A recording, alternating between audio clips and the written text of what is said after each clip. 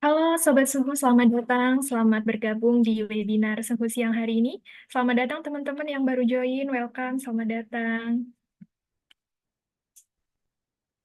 Oke, selamat datang teman-teman semuanya, selamat bergabung di webinar Suhu. Sore hari ini semoga teman-teman semuanya hari ini di keadaan yang sehat walafiat gitu dan semangatnya masih membara ya meskipun siang-siang kita habis makan siang, kemudian kita mau sharing-sharing dan juga sekaligus belajar. Seperti itu ya, teman-teman.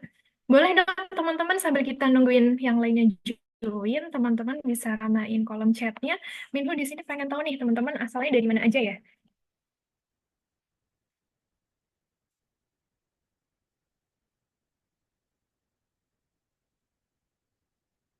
Dari Jakarta Pusat. Oke, selamat bergabung, Kak Patrick ya. Selamat siang dari Jakarta Pusat. Wow, kebanyakan ada yang dari Jakarta Pusat, ada Jakarta juga, Jakarta Utara, Pekanbaru. Halo kakak-kakak semuanya dari Bandung. Selamat datang. Kita kayaknya udah lama banget nggak bertemu di sesi webinar ya. Bandung. Halo Kak dari Bandung, Kak Tania. Wah, senang banget nih teman-teman di sini semuanya sepertinya semangat buat mengikuti paparan materi dari webinar suku ya, teman-teman. Dari Banjarmasin. Halo Kak Marlina dari Banjarmasin. Oke, teman-teman semuanya selamat bergabung ya teman-teman yang baru join dimanapun teman-teman. Oke, tadi ada yang komen screen ya. Sebentar ya.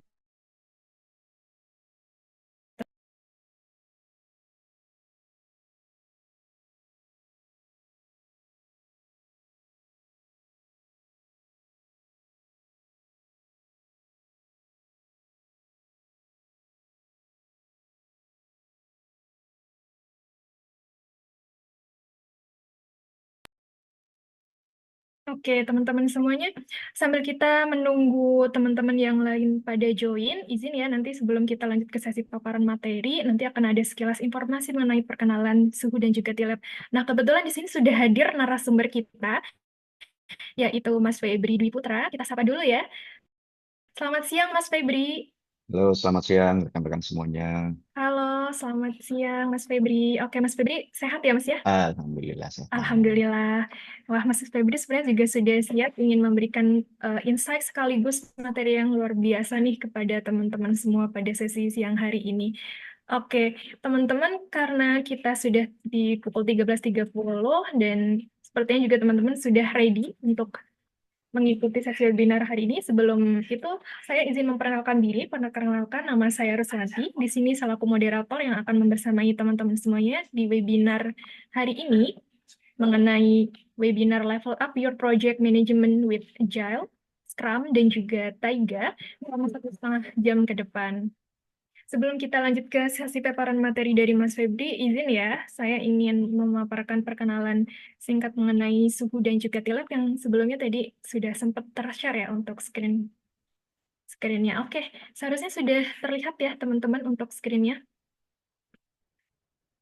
Oke, yang baru bergabung, selamat bergabung ya teman-teman semuanya. Semoga teman-teman semuanya yang dari jauh nih, dari Jakarta Pusat, kemudian dari Bandung dan juga yang lain-lainnya, dalam suasana yang kondusif sehingga pada siang hari ini bisa menyimak paparan materi dari Mas Febri seperti itu.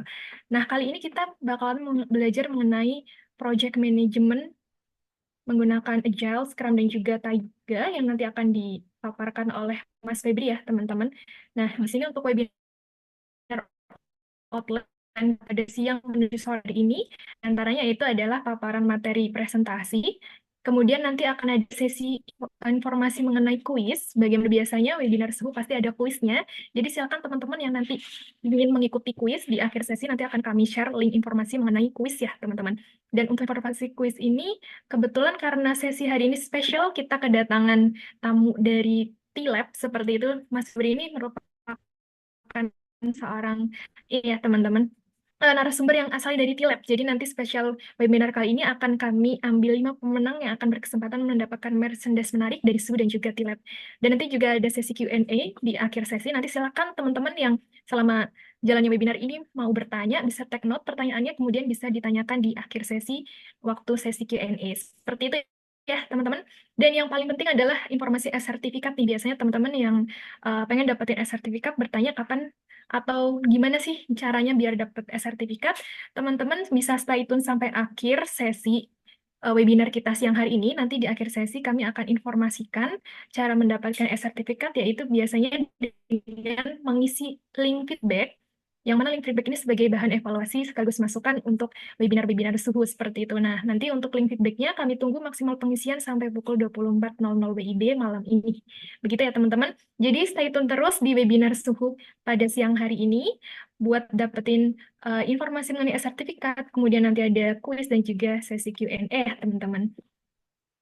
Nah, siapa sih pembicara kita hari ini? Pembicara kita hari ini merupakan seorang Technical Project Coordinator dari T-Lab, yaitu Mas Febri Dwi Putra atau yang biasa disapa Mas Febri, seperti itu. Dan nanti selama 1 jam kurang lebih nanti Mas Febri akan sharing mengenai project management yang biasanya ada di T-Lab itu seperti apa, dan kemudian skill-skill apa yang memang diperlukan buat teman-teman yang minat menjadi ataupun saat ini sudah berkecimpung di dunia project management atau PM, nanti bisa tanya-tanya langsung ke Mas Febri. Kemudian sekilas informasi mengenai suhu ya teman-teman. Suhu atau PT Kata Suhu kita atau Suhu Professional Training and Consulting merupakan perusahaan penyedia layanan jasa, solusi, dan juga produk inovasi di bidang teknologi informasi yang berkantor pusat di Yogyakarta. Dan kami juga memiliki kantor representatif bisnis di Jakarta, tepatnya di daerah Cikoko, Pancoran, Jakarta Selatan. Kemudian saat ini kami sudah lebih dari 350 mitra, sudah memiliki lebih dari 350 mitra. Kemudian juga sudah banyak menangani proyek-proyek juga, dan kami juga berpengalaman kurang lebih 6 tahun dengan 600 klien B2B dan juga B2C di seluruh Indonesia. Kami berkomitmen untuk memberikan layanan terbaik dalam mengembangkan dan memberikan layanan dengan berfokus pada hasil dan juga kepuasan pelanggan. Oke, selanjutnya mengenai T-Lab ya. Tadi saya sempat singgung bahwa Mas Subri ini berasal dari T-Lab. Nah, T-Lab atau PT Teknologi Kode Indonesia merupakan teknologi research and development companies yang mana T-Lab ini membuat layanan inovasi dan juga solusi yang berfokus pada transferan values, kemudian juga mengedepankan riset teknologi, juga dengan human resource development yang tentu saja selalu mengembangkan ide-ide yang terus signifikan ke depannya seperti ya teman-teman. Jadi nanti teman-teman bakal mengenal lebih jauh nih T-Lab itu seperti apa juga dengan cara teman-teman bisa kepoin langsung di webnya T-Lab ya, di tlab.co.id seperti itu. Dan kalau misalnya teman-teman juga penasaran T-Lab itu seperti apa, teman-teman bisa langsung kepoin Instagram T-Lab di @tlabamazing. Oke, selanjutnya untuk profil suhu ataupun lokasi suhu nih teman-teman yang penasaran Jogjanya sebelah mana sih Kak? Jogjanya di Jalan Paranom nomor 15 Patangpuluhan Wirobrajan Kota Yogyakarta ya teman-teman.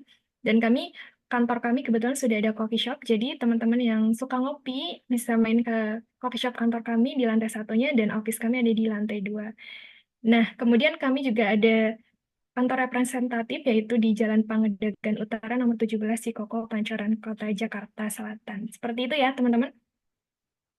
Nah, kemudian untuk T-Lab itu sendiri juga sama, kantor atau head office-nya ada di Jogja, yang mana tepatnya di Jalan Tanjung nomor 126 Sorosutan Umbul Harjo, Yogyakarta, dan juga Business and Collaboration Center-nya ada di Jakarta Selatan, seperti itu, dan People Development Center ada di Patangpuluhan Wirobrajan. Oke, kurang lebih itu saja teman-teman untuk paparan singkat mengenai informasi perkenalan suhu dan juga T-Lab. Nanti di akhir sesi, sebelum kita penutupan, nanti akan saya informasikan lebih lanjut lagi nih, buat kita lebih dalam lagi, lebih mengenal apa itu suhu dan T-Lab. Dan terima kasih banyak buat teman-teman yang selalu join di event-event suhu yang pasti sudah mengenal ya layanan suhu itu apa aja, kemudian juga yang sering join di event-event suhu dan juga T-Lab pasti juga sudah tahu T-Lab. Kita bakal semakin kenal lagi dan semakin lebih akrab lagi ya teman-teman. Terima kasih banyak teman-teman sudah hadir karena di sini sudah banyak yang join, dan sepertinya juga Mas Febri sudah ready untuk memberikan paparan materinya nih. Kita panggil sekali lagi kali ya Mas Febrinya. Halo, Halo Mas halo. Febri. Oke, Mas Febri, dari saya perkenalan singkatnya sudah cukup, nanti kita lanjut di Oke. akhir sesi. Dari Mas Febri, sudah ready ya Mas ya, untuk memberikan paparan materi ke teman-teman? Insya Allah sudah siap. Oke, baik kalau misalnya Mas Febri sudah siap, waktu dan tempat saya persilakan ke Mas Febri. Silakan Mas Oke, Febri. terima kasih. Bismillah. Assalamualaikum warahmatullahi wabarakatuh. Selamat siang rekan-rekan semua. Ya, mudah-mudahan udah pada makan siang semua ya. Kalau misalkan belum, bisa disambi makan siang atau mungkin ngopi-ngopi dulu sambil mendengarkan paparan yang akan saya bawakan gitu. Jadi sebentar saya share screen dulu.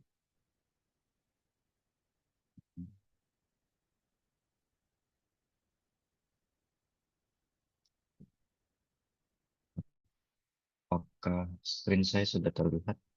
Sudah ya? Oke. Langsung saja mungkin. Jadi kali ini saya punya kesempatan untuk mengisi webinar ya dari Suhu. Saya ingin mengangkat tema terkait project management ya. Jadi di sini kalau sesuai judulnya level up your project management with Agile, Scrum, dan Taiga. Nanti di sini mudah-mudahan teman-teman semua bisa sedikit ya punya insight terkait apa sih sebenarnya project management itu dan lebih dalam lagi gitu terkait sebenarnya project management itu cara kerjanya seperti apa. Nah, di sini nanti akan saya bahas terkait Agile, Scrum, dan juga Taiga. Mungkin sebelumnya perkenalan dulu ya.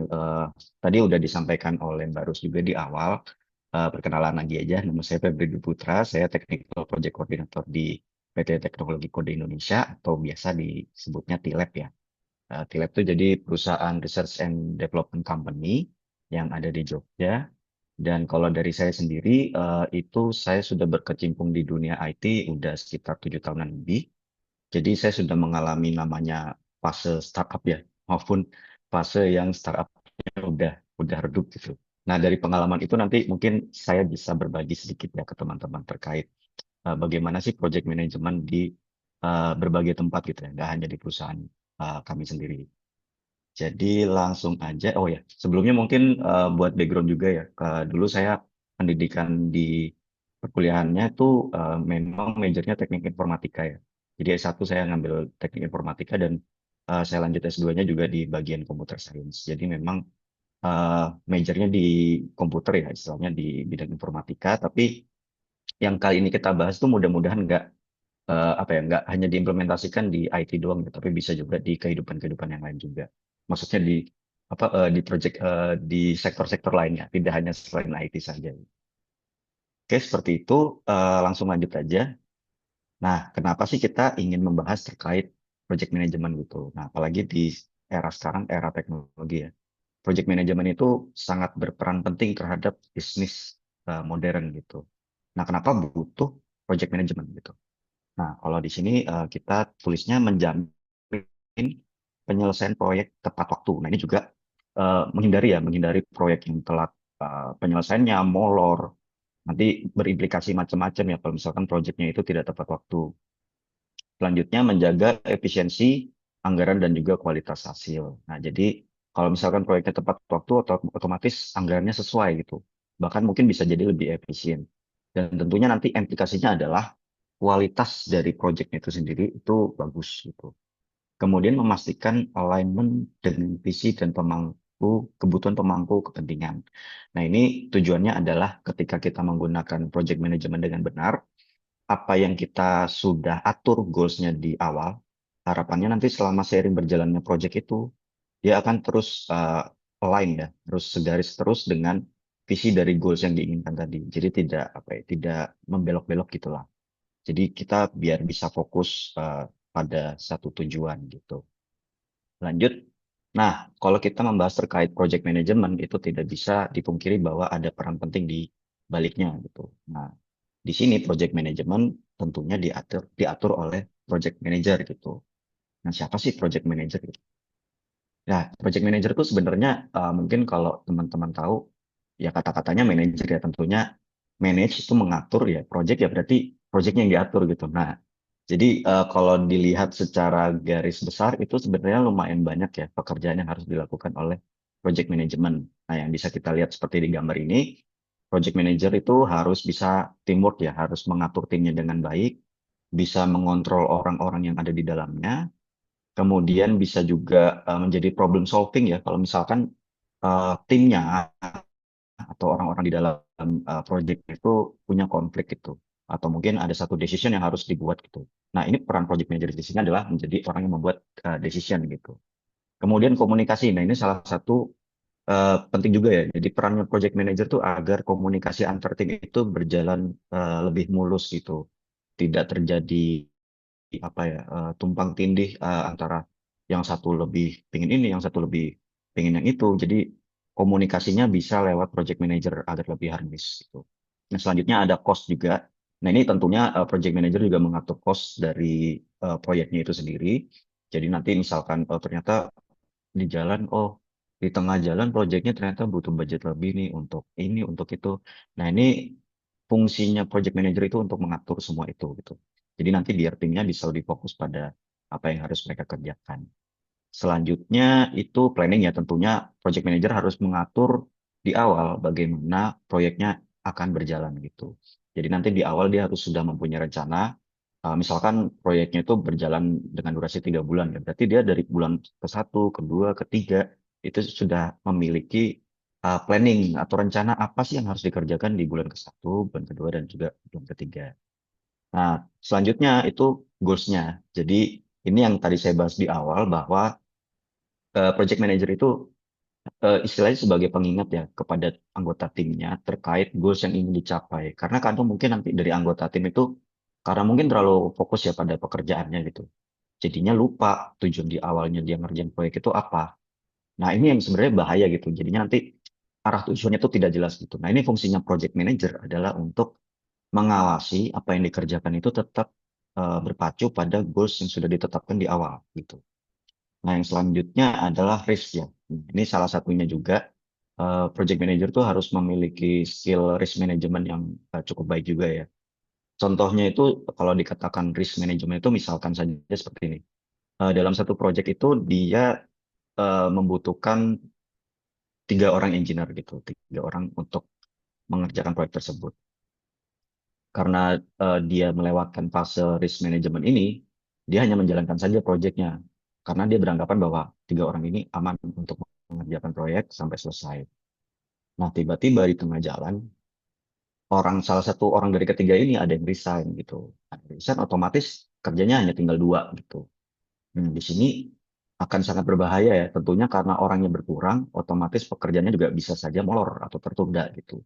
Nah, harusnya resiko-resiko seperti ini yang harus sudah diantisipasi ya di awal oleh project manajernya. Jadi dia harus sudah bisa berpikir, oh dari 3 orang ini bagaimana sih kalau misalkan salah satu di antaranya ada yang resign atau bahkan mungkin ada yang sakit kayak gitu-gitu. Jadi istilahnya memanage resiko yang mungkin secara di masa depan itu bisa dihadapi gitu. Nah, tentunya resikonya nggak cuma dari orangnya, itu tuh bisa juga resiko dari hal lainnya. Contohnya misalkan eh, kantor kerjanya amit-amit ya kebakaran gitu, atau enggak ada bencana alam gitu, misalkan seperti itu, kena longsor atau apapun. Nah, itu harus mitigasi dari awal, harus sudah diketahui dari awal. Jadi kalau secara satu kesatuan itu memang project manager tuh hampir mencakup semua gitu. Jadi tugasnya project manager adalah mengawal proyek dan juga harus mengetahui semua aspek-aspek yang ada di sini. Itu ya terkait project manager. Nah, ini tanggung jawabnya. Ini tadi sudah saya jabarkan juga ya sedikit ya. Jadi terkait tanggung jawabnya itu memimpin tim jelas karena dia sebagai leadnya ya, istilahnya leadernya. Kemudian mengelola anggaran. Mengelola anggaran itu tadi yang berkaitan dengan cost juga. Mengatur sumber daya, ini yang tim tadi juga mengatur timnya. Ada berapa orang yang harus masuk. Nanti kalau misalkan ternyata di tengah jalan, oh ini kayaknya butuh orang lagi. Nah, ini nanti seperti apa strategi dari project manajernya agar sumber dayanya tercukupi gitu. Kemudian memantau jadwal proyek. Nah, ini yang penting. Karena tadi dia memimpin tim, otomatis dia juga harus memimpin proyeknya juga. Jadi dia harus tahu jadwal proyeknya itu seperti apa. Apakah sesuai tangan atau bakal menggeser kayak gitu-gitu. Jadi dia harus bertanggung jawab atas semua itu. Selanjutnya, nah skill yang dibutuhkan biasanya apa sih kalau mau jadi project manager? Nomor satu ini yang paling penting ya menurut saya, komunikasi itu. Mungkin sedikit cerita aja dari pengalaman saya. Dulu saya berangkat sebelum dari divisi itu awalnya saya jadi engineer gitu. Nah, karena tipikal engineer kita sudah paham ya, engineer atau programmer gitu. Mungkin karena keseringan berhadapan dengan komputer ya, jadi kayak interaksi sosial dengan teman-teman sekitarnya itu sangat minim gitu. Nah, komunikasi ini sangat penting gitu. Waktu saya diberi kesempatan untuk menjadi TPC, ini sebenarnya challenging buat saya gitu. Karena bagaimana sih saya yang seorang pendiam ini, saya nggak bilang introvert ya, saya bilangnya pendiam ini bisa berkomunikasi dengan orang lain gitu. Apalagi nanti kalau jadi project manager ya tentunya ngomongnya itu sama klien gitu, orang yang punya kepentingan gitu, istilahnya seperti itu. Nah, dari tantangan ini sebenarnya ada rasa takut ya, ada rasa takut, tapi sebenarnya lebih ke saya pengen ingin mengencourage diri saya bahwa saya tuh bisa berkomunikasi dengan baik. Nah, karena saya diberi kesempatan seperti itu, saya ambil dan sampai saat ini pun saya masih bisa dibilang belajar terus ya bagaimana komunikasi yang baik itu. Karena ini kan menurut saya lifetime lesson ya yang harus dipelajari gitu ya. Kita harus belajar sampai seumur hidup gitu bagaimana cara berkomunikasi yang baik. Nah, selanjutnya skill yang dibutuhkan manajemen risiko tadi sudah saya bahas di awal juga. Kemudian pengambilan keputusan. Nah, ini penting juga. Nanti mungkin bisa saja kalau teman-teman jadi project manager itu punya apa ya? Ada beberapa kepentingan yang harus bukan kepentingan, keputusan yang harus diambil dan itu berkaitan bereratan kuat pada prioritas gitu. Jadi nanti teman-teman harus bisa memilih mana yang keputusan yang harus diambil dengan prioritas yang harus dipertimbangkan gitu. Jadi ilmu decision making-nya tuh harus kuat juga gitu. Selanjutnya teknologi. Ya, ini teknologi juga harus harus apa ya, harus peka terhadap teknologi. Meskipun kalau saya dulu ya, kayak karena saya dulu engineer itu saya masih ngebawa-bawa ilmu engineer saya selama jadi project manager. Tapi setidaknya kalau teman-teman memang tidak berangkat dari engineer, itu teman-teman paham di luaran sana tuh teknologi yang berkembang seperti apa. Setidaknya untuk di ranahnya sendiri gitu, di ranah project manager. Contohnya kita tahu, oh di luar itu ada metode lain nggak sih untuk project management selain agile atau enggak? Kalau biar pekerjaan kita lebih efisien, ada nggak sih tools-tools atau mungkin alat yang bisa ngebantu kita gitu, biar pekerjaan kita tuh lebih cepat, lebih efisien gitu. Paling itu teknologinya ya. Nah, yang selanjutnya ini negosiasi. Nah, ini juga berkaitan sama komunikasi tadi. Harapannya kalau teman-teman sudah bisa berkomunikasi dengan baik, nah ini bisa bernegosiasi. Jadi bernegosiasinya tidak hanya dengan kliennya saja, tidak hanya berkaitan soal proyeknya saja, tapi juga bisa dengan anggota timnya gitu. Misalkan saja kalau dengan klien ya, si klien ini punya misalkan dua fitur di dalam sistemnya yang ingin dibuat gitu.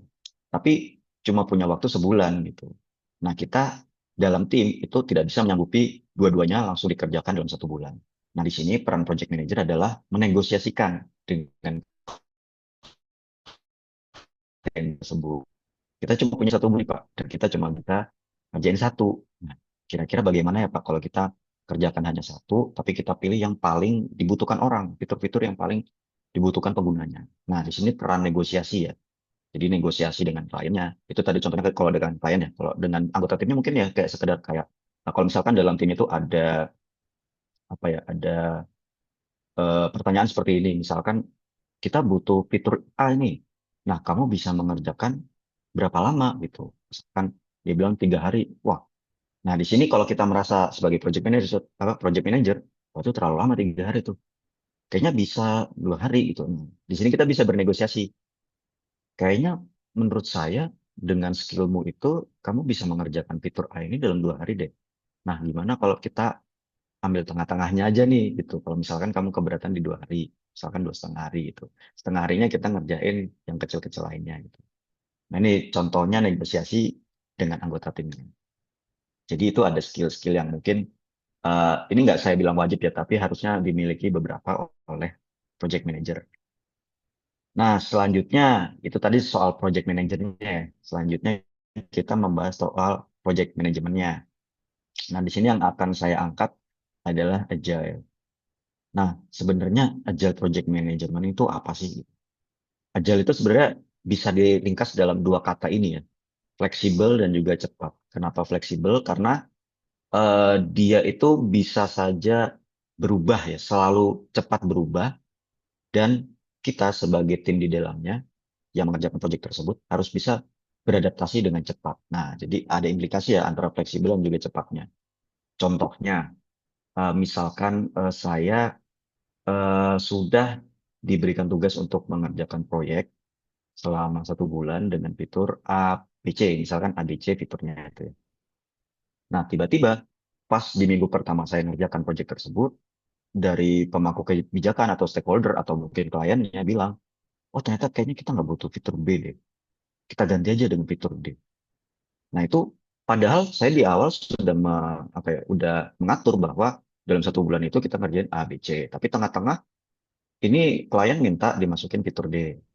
Nah, karena kita sudah mengadopsi Agile Project Management dengan baik, harusnya kita bisa menghentikan ya proses selama kita mengerjain itu A, B, C itu kita stop, kita masukkan B, sorry, kita masukkan yang D tadi dan kita mengeliminasi yang B gitu.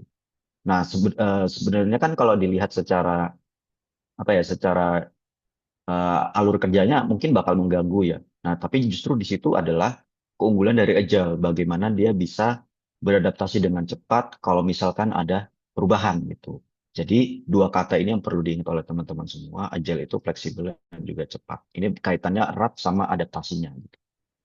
Selanjutnya, nah ini Agile itu fokus pada pengguna. Mungkin sedikit berkaca aja ya dari perusahaan yang ada di Indonesia. Mungkin dulu di era-era startup di awal 2020 ya mungkin ya. Itu kan kita bisa tahu ya bagaimana era-era kayak seperti Gojek, Grab, Uber itu bisa tumbuh dengan cepat gitu.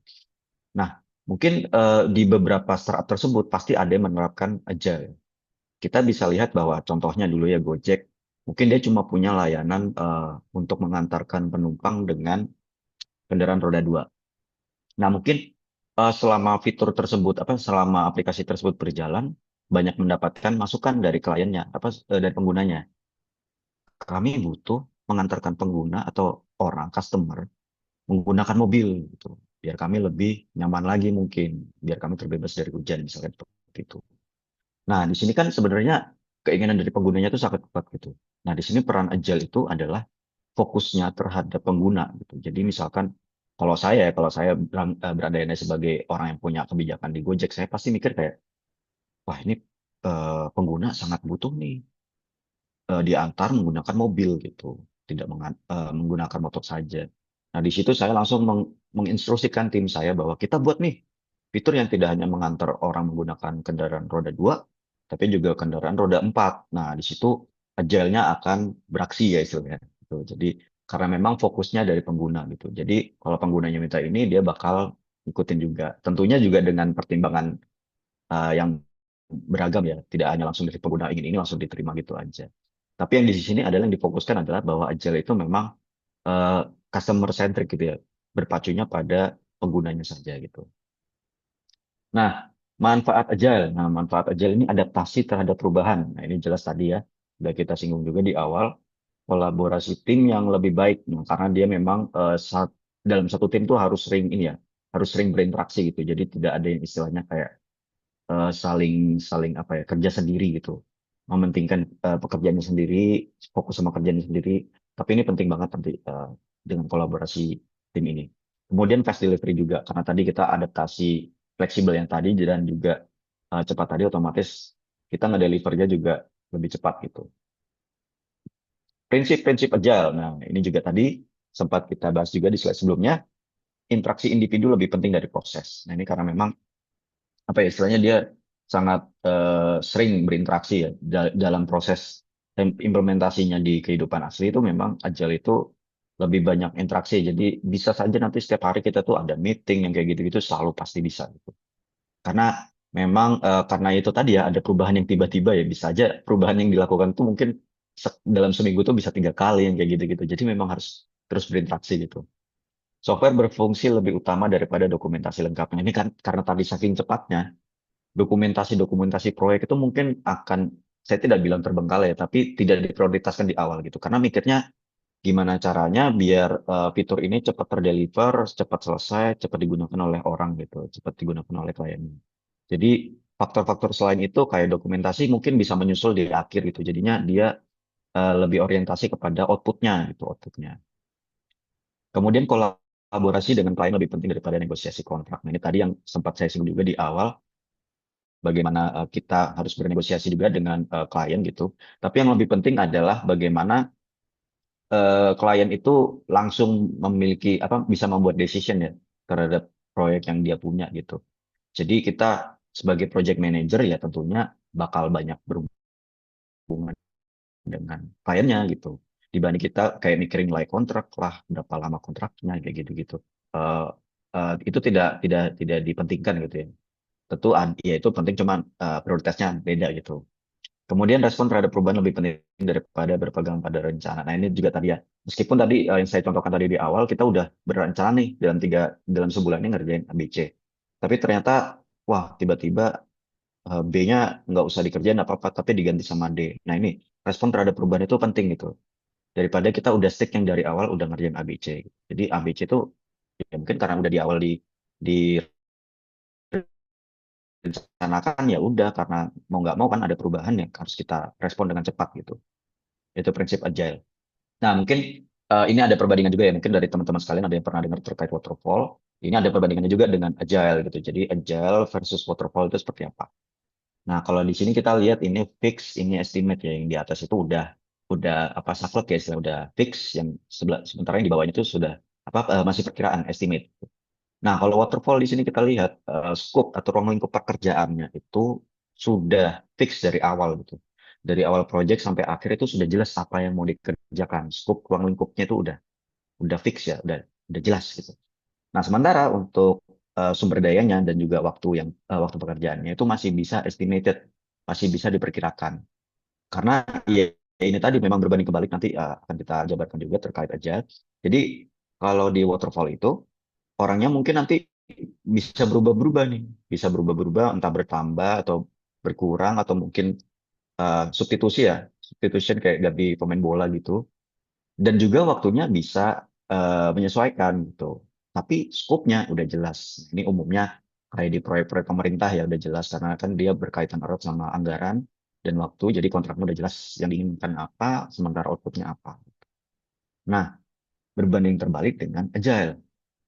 Nah, kalau agile itu sumber dayanya dan juga waktunya sudah jelas. Kalau tadi saya contohkan di awal, dalam sebulan kita eh, ngerjain ABC, tapi eh, dengan berapa orang, misalnya 3 orang, itu sudah fix gitu. Tapi ruang lingkupnya itu bisa berubah. Kayak tadi kan contohnya ABC diubah jadi ADC, misalnya kayak gitu. Nah, ini jadi pembeda ya antara waterfall dan juga agile. Nah, sebenarnya saya nggak bilang metode waterfall tidak lebih baik dari agile atau seperti apa. Ini sebenarnya tergantung kebutuhannya teman-teman aja nanti pengerjaan di project aslinya seperti apa gitu. Nah, ini kapan ya memilih agile atau kapan memilih waterfall. Nah, kalau agile itu cocok banget untuk proyek yang fleksibilitasnya tinggi. Kayak tadi ya, adaptasi terhadap perubahan itu harus dilakukan secepat mungkin. Contohnya, kalau di agile itu dalam pengembangan software ya, atau software development. Ini bisa kita ambil contoh dari era-era startup kemarin ya. Bagaimana mereka bisa cepat beradaptasi gitu ya. Dengan dengan berkaca dari kompetitor sebelahnya gitu. Mereka saling salip-salipan gitu. Nah, sementara untuk waterfall ini cocoknya untuk proyek yang punya tahapan baku ya. Contohnya konstruksi. Ini mungkin koreksi aja ya kalau saya salah. Tapi setahu saya konstruksi kan memang harus bangun pondasinya dulu, bawahnya dulu baru bisa bangun atapnya. Nah, ini dia tahapannya baku gitu, urut, makanya disebut waterfall gitu. Jadi ada urutannya gitu. Jadi ini kalau misalkan teman-teman punya apa proyekan mungkin bisa dipilih antara kedua ini yang cocok yang mana gitu. Nah, kemudian ini gimana sih kita menilai bahwa agile ini sudah kita terapkan dengan baik ya? Tentunya ada KPI-nya ya, Key Performance Indicatornya. Yang pertama itu velocity, kecepatan tim dalam menyelesaikan user story dalam satu sprint. Nanti terkait user story dan juga sprint nanti akan saya jelaskan lagi di belakang. Jadi bagaimana kecepatan tim menyelesaikan tugasnya ya dalam satu periode waktu. Kemudian lead time, waktu yang dibutuhkan sejak ide awal hingga pengerjaan selesai. Ini juga berkaitan sama velocity, jadi sejak ide itu tercetus hingga eh, ide tersebut sudah di-deliver ke pengguna, itu berapa lama. Jadi bisa dihitung. Kemudian ada burn down chart, grafik untuk memantau kemajuan dan tugas tersisa. Nah, nanti ini kan kita lihat semua ya di tools yang akan saya share juga ke teman-teman. Jadi nanti kita di sini bisa melihat kira-kira dalam periode waktu 6 bulan kita udah bisa melihat ya, oh ini kira-kira proyek ini bakal tepat waktu atau enggak, gitu, bakal kesendat atau enggak. Karena nanti di situ kita bisa lihat grafiknya seperti apa gitu, perkembangan proyek. Nah, selanjutnya mungkin kita kan nggak pernah tahu ya di perusahaan itu sebenarnya menggunakan metode apa gitu, karena kan mungkin mereka nggak bakal menjelaskan secara gamblang juga ya pakai metode apa. Tapi sebenarnya Agile itu bisa dilihat dari ciri-cirinya sendiri gitu. Nah, ciri-ciri perusahaan yang pakai Agile itu satu, tujuan yang jelas dan bermakna. Kemudian struktur yang fleksibel dan datar. Ini maksudnya struktur yang fleksibel dan datar ini biasanya struktur organisasi ya. Jadi bisa saja mungkin nanti saling lompat, lompat ini ya, lompat tingkatan ya, misalkan aja ya. Ini saya kurang paham juga ilmu struktur organisasi yang benar seperti apa. Misalkan dari CEO turun ke manajer, kemudian turun ke staffnya, misalkan seperti itu ya. Bisa saja nanti karena memang dia butuh butuh jawaban yang cepat gitu, bisa saja nanti dari staff nggak langsung ke manajer tapi langsung ke CEO, bisa aja kayak gitu. Jadi ini memang dia strukturnya secara organisasi gitu. Jadi terkait pengambilan keputusan itu bisa saling lompat-lompatan gitu. Karena memang ya itu tadi ya, balik lagi harus beradaptasi dengan cepat dan juga harus fleksibel gitu.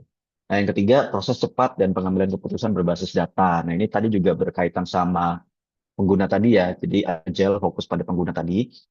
Tadi kan dari pengguna udah ngasih banyak feedback tuh, misalkan, oh ternyata kita butuh nih diantar menggunakan kendaraan roda 4 nih. Dari data-data itu bisa diambil keputusan. Nah, ternyata pemangku kebijakannya tuh melihat bahwa, oh aplikasi ini tuh butuh fitur di mana kita bisa mengantar pelanggan dengan kendaraan roda 4. Nah, di situ bisa diambil keputusan dan diproses dengan cepat. Karena tadi kan udah ada datanya gitu, jadi lebih akurat. Nah, selanjutnya kepemimpinan yang berperan sebagai pemimpin. Nah, ini juga sebagai lead di dalam Agile itu, dia harus bisa membimbing gitu. Contohnya kalau tadi kita lihat di project manager tadi di awal, bahwa dia harus bisa menjadi problem problem solving ya, problem solver terhadap timnya, dan juga terus mengawasi ya, jangan sampai anggota timnya ini ada yang melenceng gitu dari goals awalnya gitu. Jadi dia berperan juga sebagai orang yang membimbing gitu.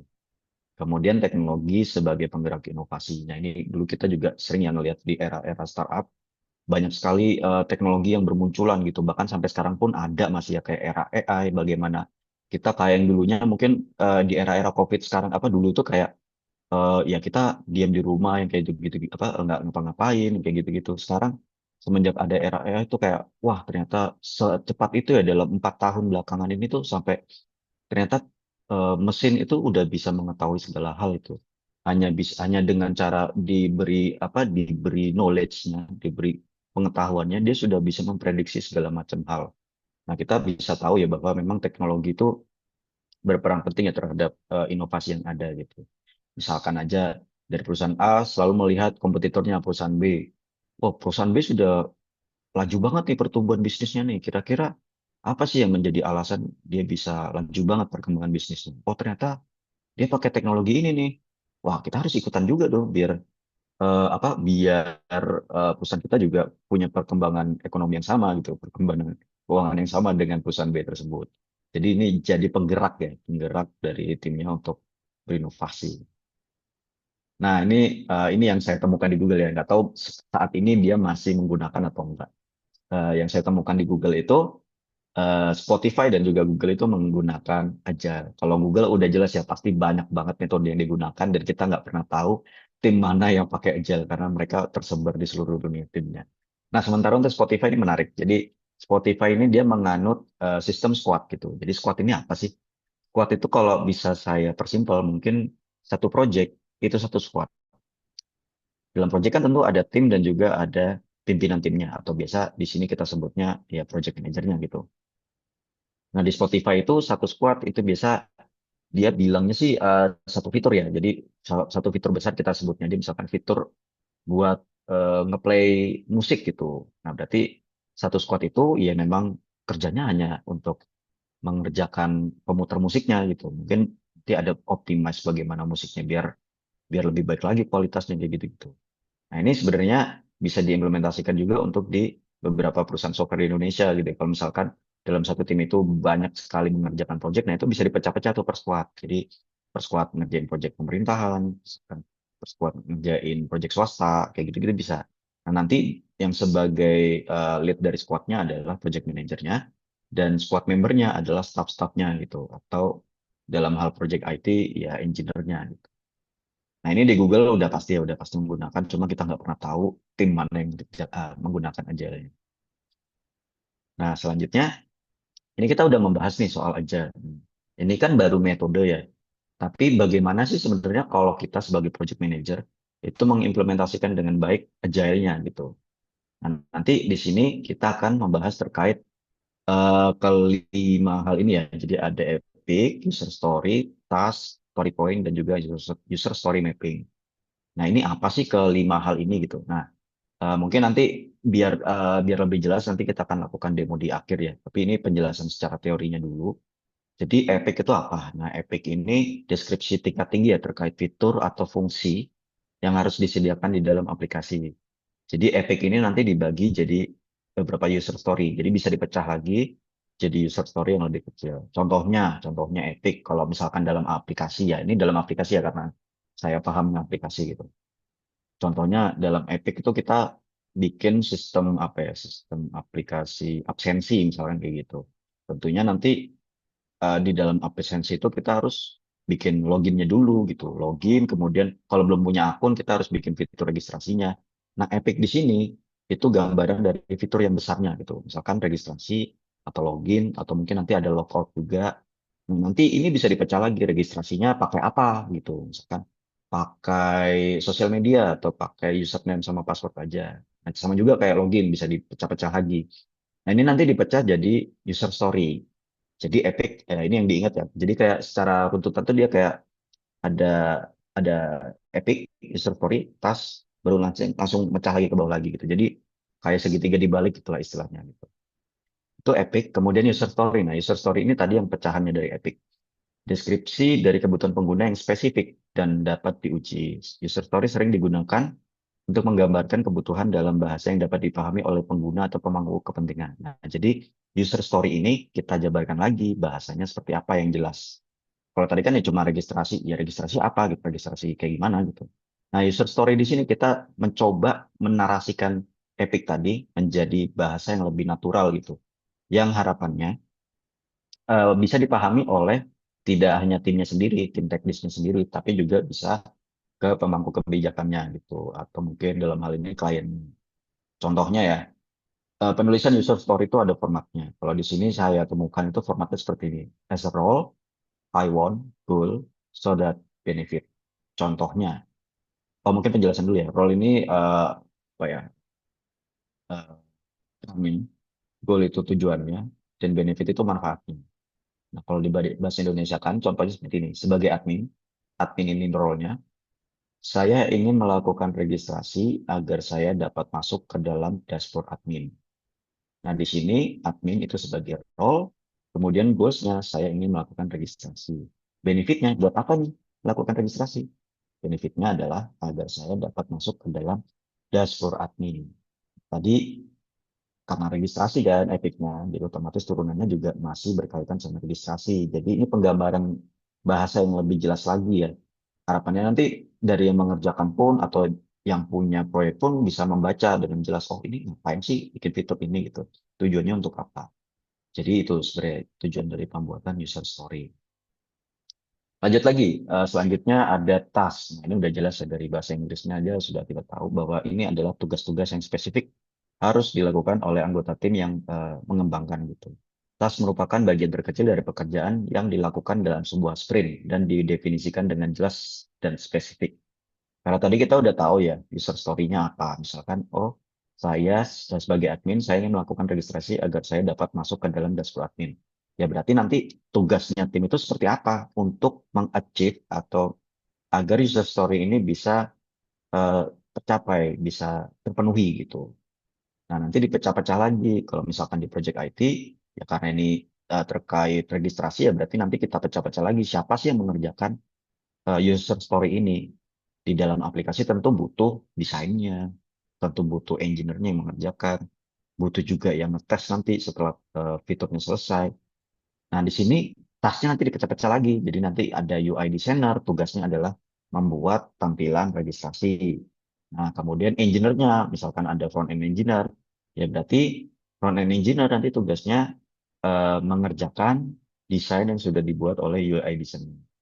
Nah, kemudian nanti kalau misalkan ada backend engineer lagi, bisa ditambahkan juga kayak membuat API untuk registrasi, dan selanjutnya QA nanti akan dibuatkan tugas juga seperti melakukan testing terhadap fitur registrasi. Misalkan seperti itu. Jadi nanti dari Epic tadi kan udah jelas ya. Jadi dari Epic itu gambaran besarnya. Sementara user story itu nanti dipecah-pecah lagi jadi kecil, dan nanti lebih kecil lagi ke tasnya, ke spesifik dari orangnya gitu. Kamu spesialisnya apa, kamu spesialisnya apa. Nah, itu nanti harusnya dideliver dengan baik ya oleh project manajernya. Nah, semua ini, ketiga hal ini tuh harus tertulis jelas dalam satu dokumen. Nah, biasa kita sebutnya functional specification document. Nah, ini ada banyak formatnya, tapi di sini nggak saya bahas ya, karena memang lumayan banyak ya formatnya. Nanti bisa teman-teman cari aja di internet, ada macam-macam referensinya, yang di Indonesia ada, yang di luar negeri pun ada. Tapi yang jelas di dalam dokumen functional specification document itu harus tertulis jelas topiknya apa, user story-nya apa, dan kalau untuk tasnya nanti bisa ditaruh atau diletakkan di project management tools-nya, atau mungkin nanti bisa menggunakan spreadsheet atau Excel kayak gitu-gitu. Tapi yang jelas user story harus jelas gitu. Ini fiturnya apa, keinginan seperti apa, dan kategori apa dikatakan fitur ini sudah selesai itu seperti apa. Nah, itu. Jadi nanti bisa teman-teman pelajari juga ya terkait dokumen FSD ini. Kita sebutnya Functional Specification Document. Itu untuk task. Selanjutnya ada story point. Story point ini erat kaitannya sama user story ya. Jadi ini kalau dilihat-lihat sebenarnya lumayan kompleks ya. Tuh. Story point ini kalau di proyek itu sebenarnya simpelnya adalah berapa lama sih engineer ini mengerjakan suatu fitur gitu. Biasa lamanya ini maksudnya dalam hitungan hari ya, berapa lama gitu, berapa lama dia mengerjakan. Misalkan fitur registrasi tadi dikerjakan oleh UI designer, butuhnya berapa lama sih untuk mendesain? Oh, misalkan butuhnya 1 hari gitu. Ya berarti nanti story point-nya 1. Nah, ini bisa bermacam-macam ya di tempat perusahaan software lainnya ya. Kalau di tempat saya itu kompleksitasnya nggak dibikin apa story point-nya nggak dibikin kompleks gitu. Jadi kita melihatnya satu story point adalah 1 hari pengerjaan atau 1 main days. Nah, kalau di beberapa perusahaan itu dia terbagi jadi beberapa kategorian gitu. Contohnya yang sini ya. Ini saya ambil sumber dari Asana ya. Jadi teman-teman bisa juga cari di luar seperti apa. Nah, kalau di Asana itu story point-nya itu banyak sekali pertimbangannya. Contohnya, berapa banyak effort yang harus dilakukan, kemudian butuh berapa lama pengerjaannya, kemudian tugasnya tuh, tasknya tuh seberapa kompleks gitu. Dan kemudian tugasnya ini punya risiko enggak atau ada ketidakjelasan enggak? Contohnya, yang dimaksud ketidakjelasan ini, kita belum tahu nih karena kita belum pernah bikin fitur ini gitu. Fitur registrasi menggunakan misalkan menggunakan kartu NFC misalkan kayak gitu, kita belum tahu nih kita bisa bikin atau enggak gitu. Nah, di sini uncertainty itu contohnya seperti itu. Jadi dia punya kategorinya juga. Misalkan kalau dia effortnya sedikit, kemudian cuma butuh beberapa menit untuk dikerjakan, kemudian tidak punya kompleksitas yang begitu besar, dan dia tidak ada resiko ya dalam tugasnya, berarti story point-nya 1 gitu. Nah, ini juga bisa dilihat nanti sampai bawah. Kalau misalkan dia punya effort yang lumayan banyak, ini maksimum effort ya udah kayak siapa? Deadpool ya maksimum effortnya. Nah, kemudian amount of time required-nya itu butuh sebulan, dan juga kompleks, dan juga tingkat ketidakpastiannya itu tinggi, ya berarti dia story point-nya 13. Nah, ini di beberapa perusahaan bisa beda-beda ya. Tapi kalau di perusahaan tempat saya bekerja itu dibikin simple aja. Jadi story point-nya 1 berarti ya 1 main day atau 1 hari pengerjaan gitu. Nah, selanjutnya user story mapping. Nah, ini mungkin sebelum teman-teman tadi bikin dokumen functional specification dokumen, ada baiknya teman-teman tuh mapping dulu nih user story-nya seperti apa. Nah, tadi kita udah belajar Epic di awal, dan juga kita belajar user story, dan juga ada task juga di dalamnya. Nah, ini kita mapping dulu. Misalkan kita mau bikin tadi ya contohnya aplikasi preferensi, tentunya kan ada registernya juga, ada loginnya juga, kemudian nanti setelah login masuk ke mana, misalkan masuk ke dashboard, gitu-gitu, sampai dia bisa presensi gitu. Nah ini harus kita tulis dulu epicnya apa, misalkan registrasi, login, kemudian dashboard, kayak gitu-gitu. Dan ini urut. Jadi kalau epic penulisannya dari kiri ke kanan. Jadi di sini register, kemudian di epic 2 itu login, kemudian epic 3 itu masuk ke dashboard. Nah, selanjutnya ini kita breakdown lagi, lebih kecil lagi. Jadi kita pecah lagi per epic, nanti user story-nya apa saja.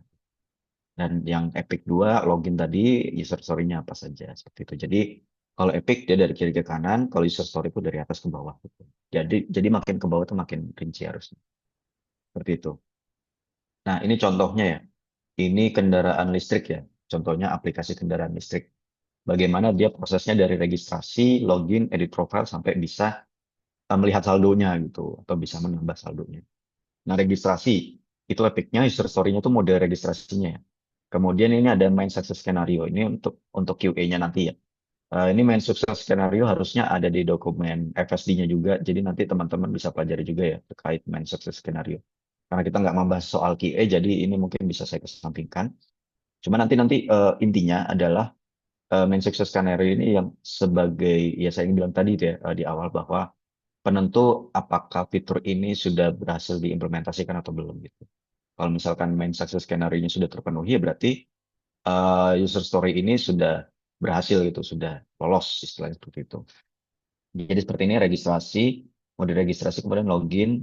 Ini ada cara login seperti apa. Jadi nanti lebih detail lagi ke bawah seperti itu.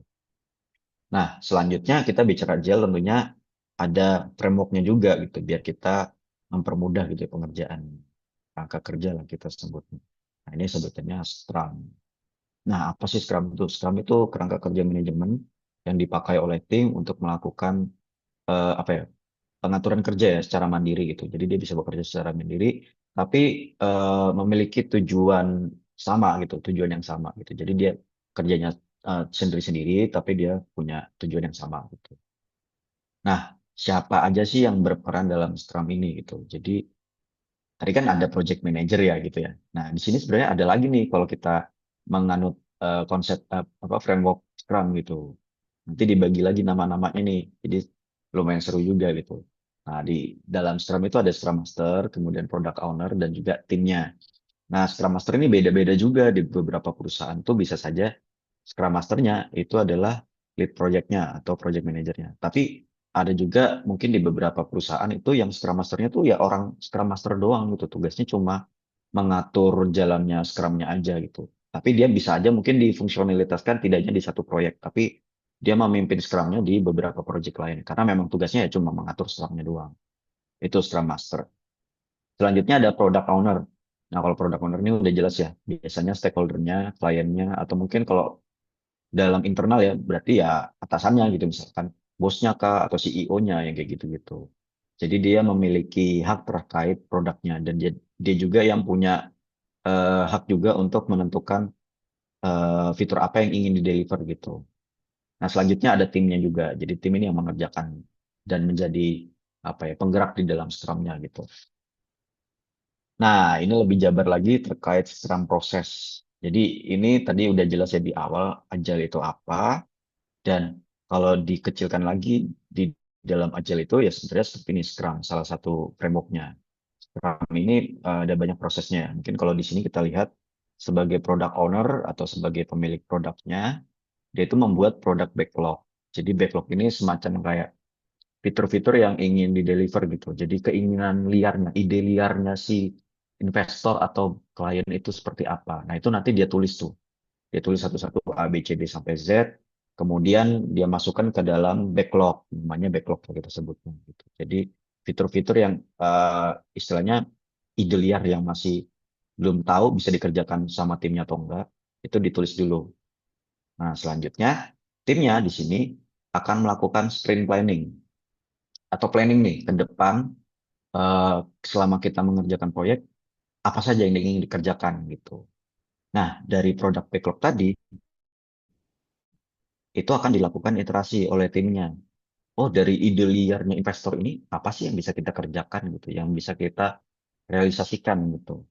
Nah, akhirnya keluar hasil dari iterasi itu yang lebih apa ya, lebih matang gitu karena memang bisa dikerjakan oleh timnya. Nah, ini kita sebutnya sprint backlog. Nah, nanti sprint backlog-nya ada banyak ya. Jadi kalau nanti kita kerjakan pakai Taiga itu ada berapa user story ya. Jadi nanti biasa sebutannya udah nama fiturnya apa, terus apa yang di-achieve dari fitur tersebut, deskripsinya seperti apa. Nah, nanti dari sprint backlog ini kita masukkan ke dalam sprintnya gitu. Jadi dalam periode sprint tuh 1 sampai 4 minggu ya. Jadi bisa saja 1 minggu kita mengerjakan ABC, ya berarti harus selesai ABC ini dalam waktu 1 minggu. Atau enggak, bisa aja 2 minggu, atau bahkan mungkin 4 minggu gitu. Nah, ini berarti kita harus udah mengatur nih, dalam 4 minggu misalkan kita mengerjakan ABC sampai D misalkan kayak gitu. Nah, berarti selama 4 minggu nanti akan dikerjakan oleh timnya terus ya. A, B, C, D ini tadi. Dan Scrum Master ini nanti fungsinya akan mengawasi ya, monitoring ya. Projectnya itu selama 4 minggu jalannya seperti apa. Kalau tadi kita sudah belajar terkait peran dari project manager seperti apa. Nah, di sini sebenarnya peran dari project manager juga gitu. Kalau dalam hal ini kan Scrum Master yang mengawasi Scrum proses secara utuh gitu. Nah, nanti bisa aja di proses itu ternyata kita kayaknya kurang komunikasi deh, kayak gitu-gitu. Bisa aja Scrum Master-nya bilang kayak gitu. Bisa aja nanti dia mencetuskan bahwa kita kayaknya bisa deh kalau meeting sebentar aja 15 menit setiap hari gitu. Atau mungkin kalau teman-teman udah familiar namanya day meeting atau apa sih istilah kayak standing meeting kayak gitu-gitu. Itu yang biasa Scrum lakukan gitu. Jadi karena memang itu tadi ya, agile tadi ya, karena dia perubahannya bisa sangat cepat sekali, tiba-tiba, mendadak. Nah ini kalau kita ketemuan setiap hari, itu jadi lebih punya, apa ya, lebih paham ya, masalah yang dihadapi oleh tim itu seperti apa. Dan harapannya adalah, kalau misalkan di dalam tim itu punya problem, kita bisa, apa ya, mensolving dengan cepat gitu, di saat itu juga, di hari itu juga. Tanpa harus menunggu sprintnya selesai gitu. Jadi kita udah tahu nih misalkan, oh si A ternyata hari ini dia melaporkan ada kendala nih dalam pekerjaannya. Oh ya, berarti kita sebagai tim harus berdiskusi bareng gitu, bekerja sama. Oh gimana sih biar pekerjaannya si A ini bisa di-deliver sampai sprintnya selesai gitu. Jadi gunanya daily scrum itu seperti itu. Tapi ini nggak semua implementasi harus ada daily-nya ya. Tergantung dari kebijakan perusahaannya juga gitu. Nah, selanjutnya, kalau sudah selesai 4 minggu atau sprintnya sudah selesai, nanti akan direview. Kalau di tempat saya itu namanya demo. Di sprint demo, nanti selama sprint demo itu akan dicek bareng-bareng ya, dilihat bareng-bareng yang sudah kita tentukan di planning awal, apakah sudah terdeliver dengan baik, sudah dikerjakan dengan baik, atau mungkin bahkan yang kita planning di awal, ternyata selama pengerjaan cuma ke deliver 70%. Nah, itu kita harus review lagi. Jadi di sini dinamakan sprint review karena kita nge-review dari pekerjaan sprint selama 4 minggu tadi, bagaimana sih kualitasnya, dan apakah tepat waktu, apakah sesuai dengan yang kita planning di awal gitu. Nah, kalau misalkan ada yang nggak sesuai, atau misalkan mungkin ada dari tim merasa kayak, oh kemarin dalam 4 minggu aku banyak nemuin kendala nih, kayak gitu-gitu. Nah, ini dilakukan sprint retrospektif, yang mana nanti kita akan, istilahnya apa ya, kalau di tempat kami itu selalu menilai satu sama lain gitu ya. Jadi misalkan, oh saya ngerasa pekerjaanmu tuh bisa lebih cepat, kenapa sih nggak lebih cepat gitu. Jadi kita bukan apa ya, bukan bukan istilahnya menyalah-nyalahin orang ya, tapi lebih kayak, oh tugasmu harusnya bisa selesai dengan waktu. Nah ini kenapa sih sebenarnya kok ada kendala apa gitu yang mungkin bisa kita solving bareng-bareng gitu problemnya. Jadi di retrospektif seperti itu. Dan ini akan berjalan seperti life cycle ya. Jadi nanti misalkan udah selesai sprint retrospektif, ternyata dari produk owner ada fitur baru lagi nih yang ingin di deliver. Berarti kita balik lagi ke proses awal nanti. Jadi dari produk backlog, dari ide liarnya tadi, itu di planning lagi gitu, sampai prosesnya berjalan selesai. Nah, di sini Scrum sudah sangat jelas bahwa keterlibatan tim itu sangat penting sekali gitu. Nah, ini yang sering terlupakan juga, transparansi. Ini penting banget ya. Jadi, semua anggota tim itu harusnya punya akses informasi yang sama. Kalau di perusahaan kami itu, kami selalu meletakkan semua dokumen itu dalam satu folder gitu. Dan itu semua anggota tim punya akses yang sama. Inspeksi ini juga penting. Nanti harusnya project manager atau tadi Scrum Master-nya harus paham ya bagaimana hasil dari pekerjaan teman-temannya itu tadi. Jadi proses dan hasil kerja itu harus dievaluasi terus. Jangan sampai nanti kok makin kelamaan sering berjalan waktu kualitasnya makin jelek nih. Nah itu harus diawasin terus gitu. Selanjutnya adaptasi, menerima perubahan terus. untuk terus meningkatkan efektivitas. Ini tadi juga berkaitan sama agile juga ya. Nah, ini sering terjadi juga micromanagement, di mana pimpinan tim itu mengontrol setiap aspek bertentangan dengan prinsip pendiri tim. Ini umum ya, terjadi lumrah sekali. Biasanya orang yang di level pimpinan itu turun langsung ya ke lapangan gitu, karena mungkin merasa bahwa orang yang diberi tanggung jawab itu tidak menjalankan amanahnya dengan baik gitu. Ini sering terjadi dan sebenarnya ini hal yang tidak baik juga ya, karena bisa saja dalam tim itu dia punya prinsip sendiri yang sudah dikembangkan bersama dengan orang yang diberi pemangku yang udah diberi tanggung jawab tadi, misalkan pimpinannya gitu, pimpinan proyeknya.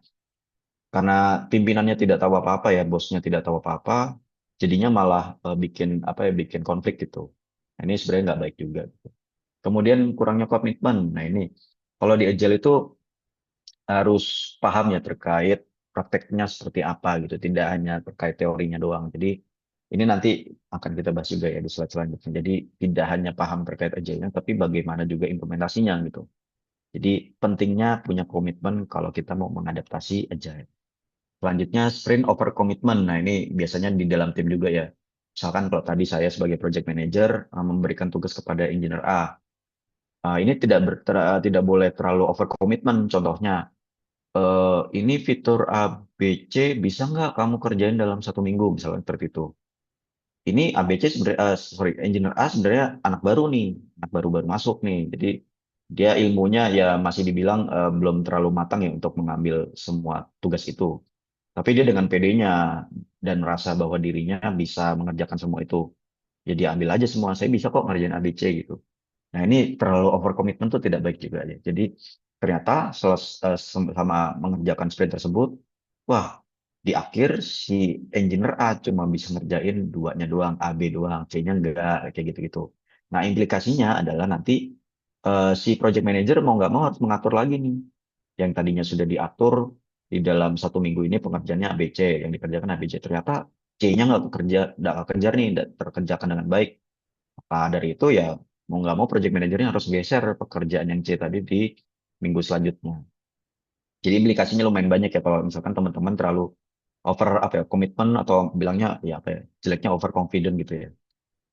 Nah, ini agile mindset versus agile practice. Jadi agile mindset itu harus diterapkan ya yang ini tadi yang terkait nah ini komitmen ya. Jadi komitmen bahwa memang agile itu ya memang lumrah terjadi perubahan dan kitanya juga harus beradaptasi. Jadi kalau misalkan saya dalam anggota tim sebagai engineer ya saya nggak boleh marah-marah kalau misalkan fitur yang saya lagi kerjakan ternyata di-cut nggak jadi dipakai tapi malah kehadiran satu fitur lagi yang harus dikerjakan. Jadi mindset kita harus paham bahwa memang agile itu ya seperti itu gitu. Adaptasi terhadap perubahannya harus cepat. Dan juga praktisnya. Praktisnya juga kita harus pahami bahwa tadi ada proses ini juga yang harus kita lalui gitu. Jangan jangan seolah-olah kita kayak aku udah dikasih tugas ini A B C udah selesai gitu aja. Tapi kita harus lalui juga kalau misalkan ternyata dari Scrum Masternya bilang, oh kita putuskan ada daily Scrum aja nih. Ya mau nggak mau kita harus setiap hari melaporkan ya, melaporkan progresnya kita ke Scrum Masternya.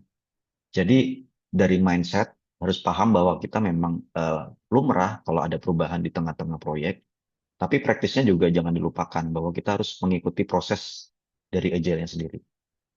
Nah, kenapa sih kita perlu tools? Jadi sebagai project manager, tentunya kita juga harus membuat pekerjaan kita jadi lebih simple, lebih sederhana, lebih efisien juga.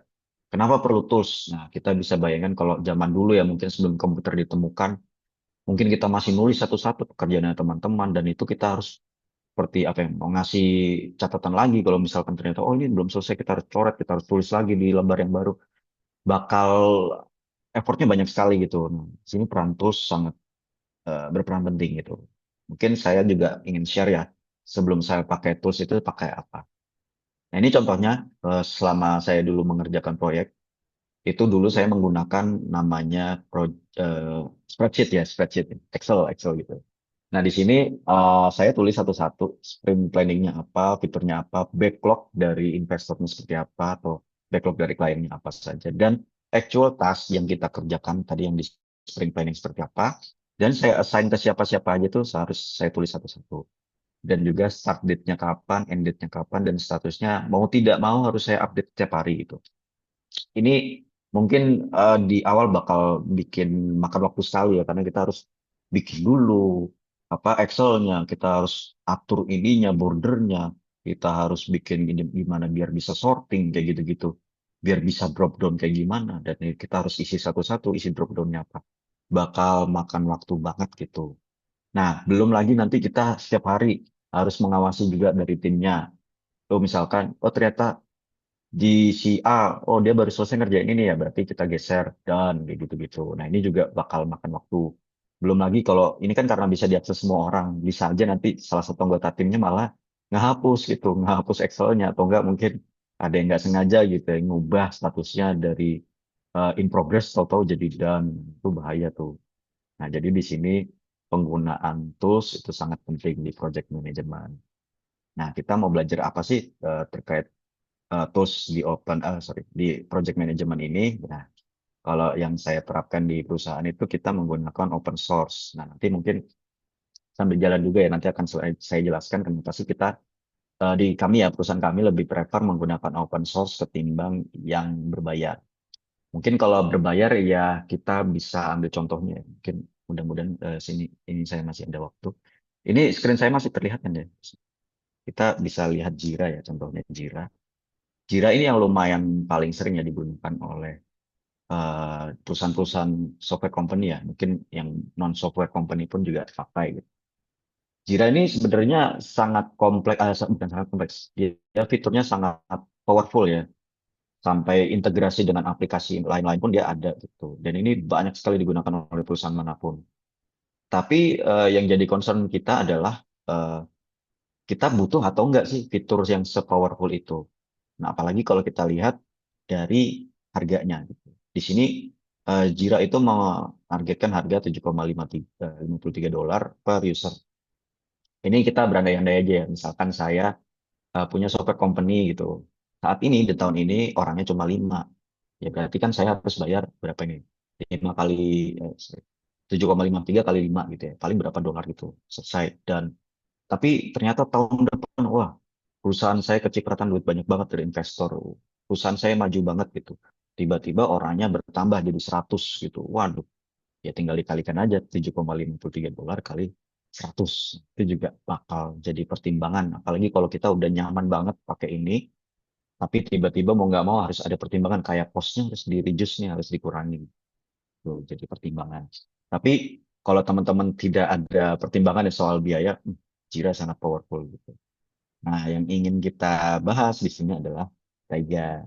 Nah, Taiga ini free, completely free, dan open source project management tools. Nah, dia itu gratis dan juga bisa diinstal di server teman-teman sendiri. Jadi bisa, misalkan teman-teman punya server ya di kantornya. Nah, itu bisa diinstal sendiri tuh Taiganya gitu. Jadi nanti Taiganya punya nama sendiri gitu, sesuai dengan domain dari kantor teman-teman. Dan eh ini bisa di customize sebenarnya kalau teman-teman mau. Kalau karena open source ya, jadi teman-teman bisa customize sesuai dengan keinginannya teman-teman. Dan di dalam Taiga ini juga mencakup ya fitur-fitur yang ada di Jira. Menurut saya ini fitur yang ada di Taiga itu fitur esensial ya. Jadi kalau mau menganut konsep agile, Taiga ini ya udah bare minimumnya gitu sebenarnya. Ini mudah-mudahan saya nggak kayak salesnya Taiga ya, karena Taiga juga nggak bayar. Jadi itu namanya Taiga. Nah, kita lihat aja ya, Taiga itu seperti apa. Nah, teman-teman bisa buka langsung aja ya. Jadi ini langsung aja ke demo kita. Jadi ini namanya Taiga tuh kalau di webnya taiga.io. Nanti teman-teman bisa bikin akun aja di sana. Nanti kalau misalkan sudah bikin akun, teman-teman bisa masuk ke dalam dashboard seperti ini ya. Jadi di sini kita bisa lihat project yang saat ini kita kerjakan apa saja. Ini yang kita watching, ini ini fitur yang digunakan untuk orang-orang yang hanya mengawasi ya proyeknya, tapi dia tidak terlibat langsung gitu. Nah, langsung aja ya kita bikin contoh dari penerapan Agile tadi. Ada Epic User Story dan juga task tadi ya. Kita bikin project aja ya. Langsung di sini kita bikin yang Scrum, kita beri nama misalkan project presensi gitu ya. Project presensi kita pilih ini public project. Nanti orang-orang lain di dalam domainnya bisa melihat projectnya atau tidak. Atau kalau mau di private, hanya orang-orang tertentu yang mau melihat projectnya bisa dipilih private. Kemudian klik create project. Oh, sorry, ini penting. Sorry. Project Management ini untuk presensi create project. Nah, nanti setelah selesai meng-create project, ini tampilan awal dari taiganya gitu. Di sini kita bisa lihat spam, backlog, issue, kemudian di sini juga ada persen-persenan ya. Nanti akan kita coba juga bagaimana sih tampilannya gitu. Kemudian ada sprint dan juga ada user story. Langsung aja ya, mungkin untuk mempersingkat waktu. Di sini kita belum lihat nih. Tadi kan ada user story ya. Epicnya mana gitu. Nah, di sini ketika kita buka setting nanti kita bisa menambahkan atribut baru ya di sini atau kita mungkin mau mengubah presetnya itu bisa. Ini sangat customizable kok teman-teman. Jadi misalkan nanti mau nambah member baru buat masuk ke dalam timnya itu bisa. Ini misalkan kita mau nampilkan epicnya ya. Ini nanti tinggal di slide aja, diaktifkan epicnya, otomatis nanti muncul epicnya. Nah, misalkan kita mau bikin tadi epicnya yang dicontoh registrasi ya, berarti kita tinggal bikin aja nih registrasi. Ini kosongkan aja bisa langsung create epic. Nah, setelah create epic nanti selanjutnya kalau tadi ngikutin dari slideshow tadi, kita bikin user story-nya. Nah, di sini backlog ini biasa bisa diisi oleh Scrum Master-nya atau mungkin ini ya dari investornya karena tadi ada product backlog dan juga sprint backlog ya. Tapi kalau sudah di fase ini harusnya ini Scrum Master yang mengerjakan, yang mengisi gitu. Jadi user story di sini adalah sprint dari backlognya. Sorry, user story yang sudah dimasukkan ke dalam sprintnya gitu. Ini tadi kita sudah buat epic registrasi, berarti selanjutnya kita bikin saja misalkan user story registrasi menggunakan mail gitu misalnya. Seperti ini. Dan ini nanti bisa di-assign ke siapapun ya. Dia bisa ke saya sendiri sebagai project manager atau scrum masternya.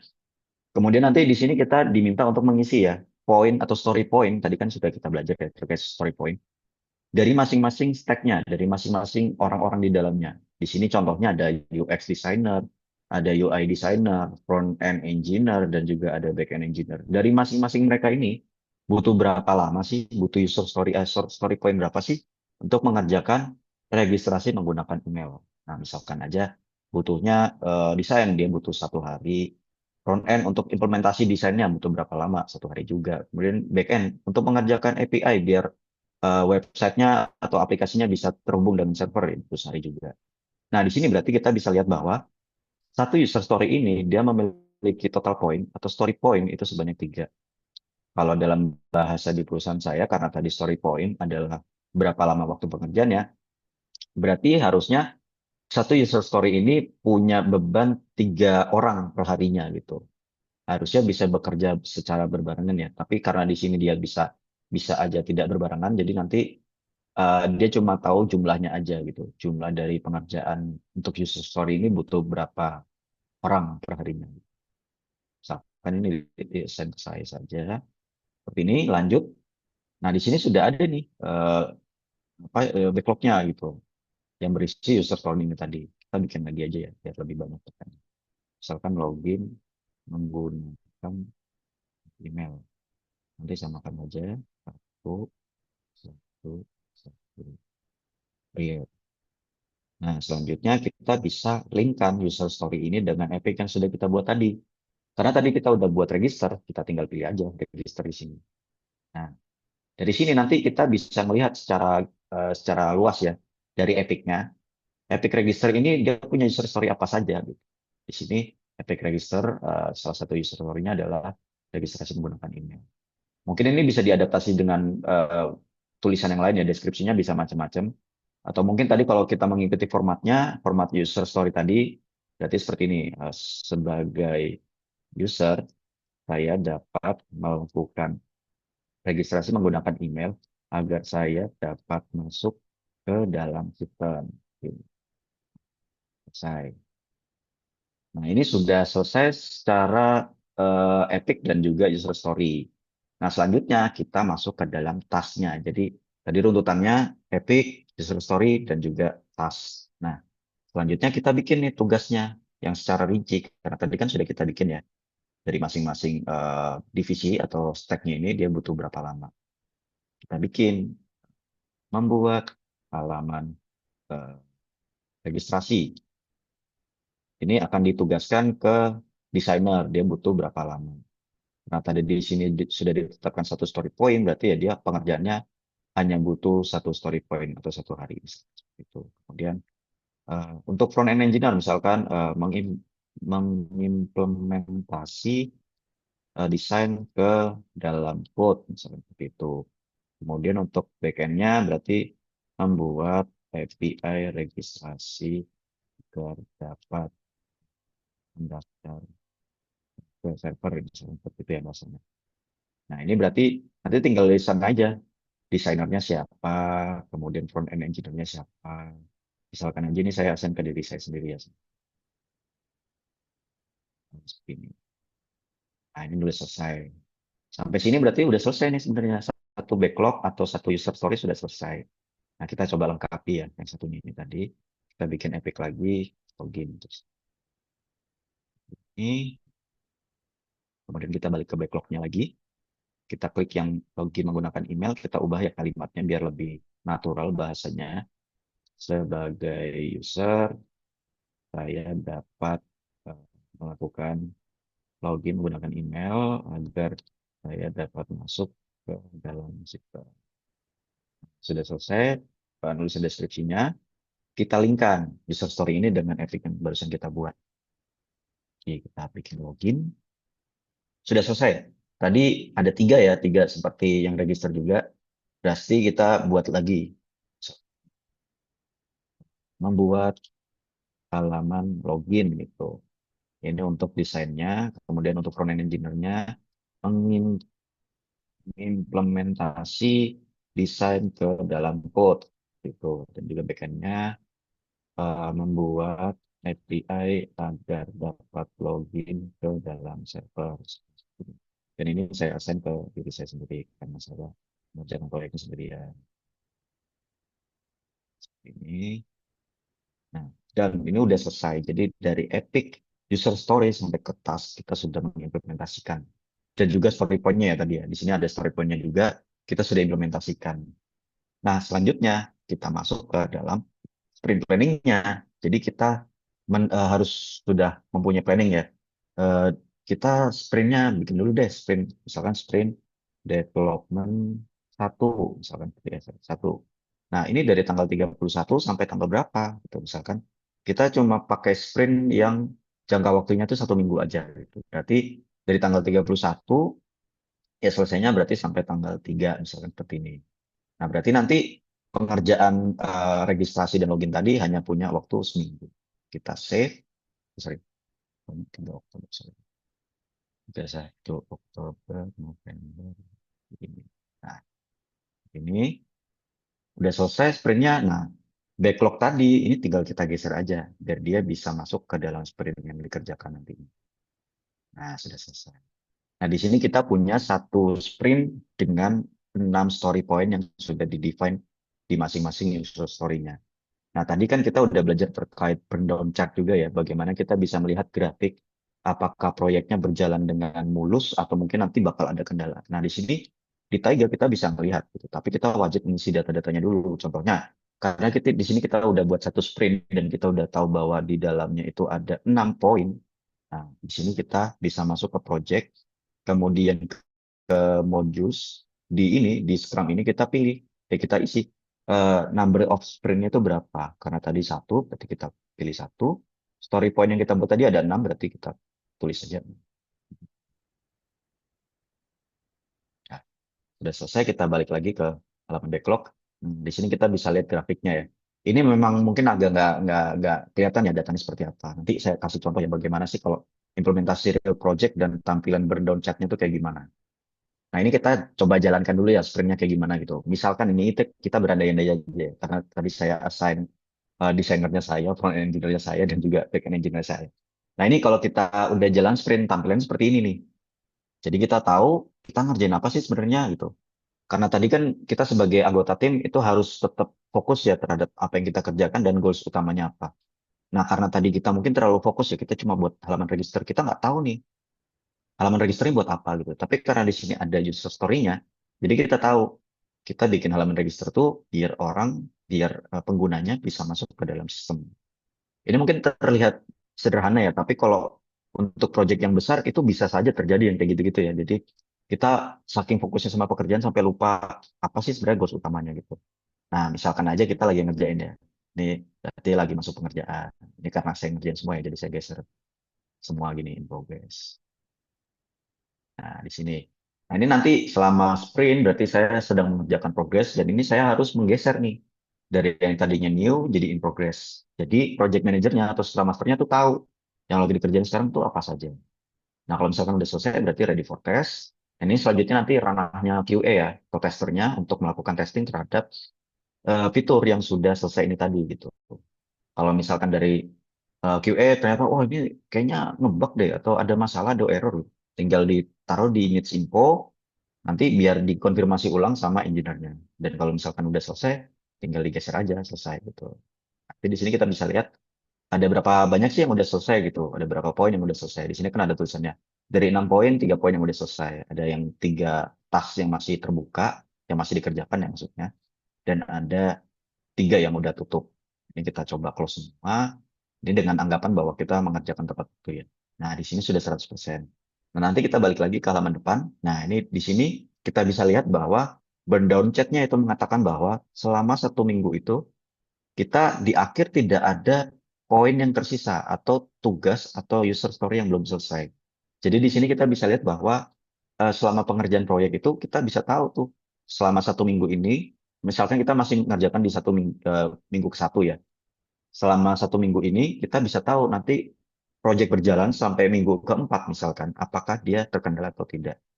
Mungkin ini kelihatan sangat sederhana ya, karena memang tadi kan kita buat contoh sederhananya aja. Nah, mungkin ini saya kasih lihat ke teman-teman juga bagaimana kalau misalkan kita mengerjakan proyek yang skala waktunya tuh bisa 2 bulan sampai 3 bulan. Dan ini mengerjakan satu aplikasi utuh. Ini saya kasih lihat aja bagaimana di proyek internal perusahaan saya. Ini kita contohkan aja ini karena di perusahaan saya lagi bikin ERP ya, sistem absensi dan lain-lain. Jadi ini kita bisa lihat di sini terlihat jelas ya, kapan ternyata proyek itu butuh waktu lebih untuk mengerjakan atau terkendala dan juga bahkan kita bisa tahu nih kapan sih ternyata tim itu lagi produktifnya gitu. Nah, nanti di sini juga kita bisa lihat gitu, sprint apa saja sih yang sudah selesai. Nah, sebagai project manager yang baik, harusnya tuh kita bisa memperkirakan ya dari awal sampai akhir itu user story-nya apa saja, kemudian task-nya apa saja, sampai sprint-nya itu kita bisa atur dari awal gitu. Di sini kalau di saya ada namanya sprint perencanaan. Jadi di sini tuh saya menyisakan waktu sekitar 1 minggu hanya untuk bikin perencanaan ini. Dari awal sampai dia selesai proyeknya, sampai berita acara serah terima tuh harus saya atur semua. Dan itu masing-masing sudah didetailkan user story-nya apa, kemudian tugas dari masing-masing orangnya apa saja. Nah, nanti kalau misalkan ini sudah terdefine semua, saya tinggal nulis saja. Tinggal nulis, nanti sisanya paling saya tiap meeting planning sprint itu tinggal saya geser, geser, geser, geser gitu aja. Jadi sistemnya sebenarnya autopilot ya. Kalau misalkan dari teman-teman sudah bisa bikin perencanaan yang seperti ini. Tentunya ini juga nggak langsung mulus ya tentunya. Tentunya nanti kayak yang tadi saya ceritakan yang bisa aja nanti satu engineer ada yang kesulitan ngerjain fitur A atau mungkin tadi ada yang over commitment juga. Nah itu kita harus pinter-pinter mindahin user story yang tidak selesai dikerjakan itu kita geser ke sprint selanjutnya. Paling seperti itu ya untuk pengerjaan Agile, Scrum dan juga Taiga ya kalau misalkan mau pakai toolsnya. Nah, mungkin sedikit info juga kalau untuk Taiga ini sebenarnya sangat customizable. Teman-teman bisa bikin custom build juga seperti ini. Jadi bisa diterapkan juga nanti misalkan teman-teman dari perusahaan sekarang udah punya aturan gitu ya. Misalkan udah punya format sendiri untuk pengerjaan proyeknya itu bisa teman-teman tambahkan aja gitu. Seperti itu paling kalau terkait Agile ya. Jadi Agile itu tadi cepat dan juga fleksibel. Kemudian sekarang itu metodenya juga kerangka kerjanya. Dan implementasi realnya kita bisa pakai tools namanya Taiga, open source juga. Nah, ini sebenarnya konsep ya. Jadi konsepnya Agile tadi, implementasi eh, praktiknya itu pakai Scrum dan toolsnya untuk membantu proses Scrum tadi itu kita pakai open source namanya Taiga. Seperti itu sih paling dari saya ya terkait yang bisa saya sampaikan hari ini. Mudah-mudahan waktunya masih cukup ya untuk teman-teman kalau misalkan ada pertanyaan. Mungkin itu saja dari saya. Terima kasih. Saya kembalikan ke Mbak Rus. Oke, terima kasih banyak Mas Febri atas insight yang luar biasa ya Mas. Materinya sepertinya menarik sekali ya Mas ya. Tadi kita juga sudah sampai di demo Taiga dan juga eh, sempat dikasih tahu juga nih share bagaimana pengalaman Mas Febri menggunakan tools Scrum di T-Lab seperti itu. Nah teman-teman tadi kita udah belajar banyak ya mengenai project management khususnya dan tadi juga udah di-spill di awal project manager itu apa sih gitu. Ternyata project manager itu banyak ya concernnya, tidak hanya memimpin tim, tapi juga mengelola anggaran, mengatur sumber daya, dan juga memantau jadwal agar proyek berjalan lancar. Nah, teman-teman semuanya, kita kasih kesempatan untuk lanjut ke sesi Q&A ya, Mas Febri. Di sini sudah ada beberapa pertanyaan dari teman-teman nih, Mas Febri. Tapi sebelumnya karena kita ada keterbatasan waktu, Mas Febri, jadi kita batasi ketiga pertanyaan dulu aja kali ya. Jadi silakan Mas Febri bisa pilih tiga pertanyaan dari teman-teman untuk dibantu jawab. Nah, sambil menunggu Mas Febri milih pertanyaan untuk dijawab, saya mengingatkan kembali teman-teman yang sudah join di webinar ini, silakan buat teman-teman yang belum isi link presensi untuk syarat mendapatkan sertifikat bisa langsung diisi ya teman-teman.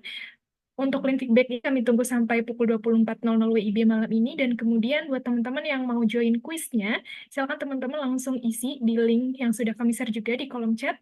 Nanti untuk kelima pemenang terpilih di kuis akan mendapatkan merchandise menarik dari Suhu dan juga Tilet. Oke, ini bisa langsung saya jawab aja Mbak. Boleh, boleh silakan Saya Mas Febri. bacakan dulu, mungkin ini dari Mas Febrizal Ramadan ya. Selamat siang Mas Febri, saya izin konsultasi jika Project Manager sudah menjelaskan kepada atasan untuk mengikuti alur Project Management dengan benar, tetapi atasan memilih laporan progres yang mudah dimengerti, contohnya list tabel Excel saja, dan status task template sederhana dari atasan, sehingga PM tidak dapat mendeliver pencatatannya dengan baik. Sehingga tools Project Management hanya dibuat untuk konsumsi sendiri saja, karena vendor juga tidak kooperatif. Nah ini mungkin awal-awal ya Mas, jadi memang umumnya wajar ya karena memang kebiasaan pakai sistem yang ya dibilang tradisional juga bukan ya karena dia pakai sebenarnya masih pakai dokumen ya. Nah, enaknya kita pakai tools seperti Taiga, seperti Jira tadi itu sebenarnya kita bisa ekspor Mas. Jadi data-data hasil proyeknya tadi, misalkan tadi sudah selesai satu sprint, apa saja yang dikerjakan, siapa saja tim yang terlibat, sesuai timeline atau enggak, itu kita bisa ekspor ke Excel gitu. Jadi kita bisa sesuaikan aja formatnya, mau dibikin format dokumen atau tidak gitu. Bisa juga PDF, bisa juga Word, itu tergantung kebutuhannya aja. Memang di awal-awal tuh kayak apa ya, butuh adaptasi ya, mungkin karena mungkin stigmanya bakal susah bacanya gitu kan, karena orang teknis doang yang paham gitu. Nah, memang harapannya ada fitur ekspor itu memang biar lebih mudah membacanya gitu. Jadi atasan tuh cuma perlu baca, oh ini proyek tepat waktu, oh ini orangnya udah sesuai dengan pekerjaan yang ingin dilakukan gitu. Jadi bisa dimanfaatkan ini untuk fitur ekspornya. Nanti bisa dicoba aja di Taiga atau di Jira. Itu juga ada integrasi dengan aplikasi lain kok. Jadi misalkan teman-teman ada yang pakai GitHub, itu bisa diintegrasikan juga. Atau mungkin teman-teman sudah ada project yang berjalan ya di GitHub, itu bisa langsung diekspor aja kok di Jira atau di Tiger gitu. Jadi sebenarnya ini memang apa ya, harus harus apa ya, istilahnya dipraktekkan aja sih. Jadi memang implementasinya itu butuh waktu ya. Jadi memang harusnya di mungkin nanti ya saya nggak bilang di edukasi ya. Jadi harusnya kita bisa kasih dokumen yang lebih enak dibaca. Nah, untungnya dari tools tersebut bisa mengekspor laporan-laporan yang dibutuhkan. Harusnya mudah-mudahan menjawab ya Mas Febrizal. Selanjutnya ada Mas Sodikin, untuk ukuran industri dimungkinkan project manager juga terlibat sebagai pelaksana project. Cara praktisnya agar project tetap dapat termonitor dan jalan dengan baik bagaimana?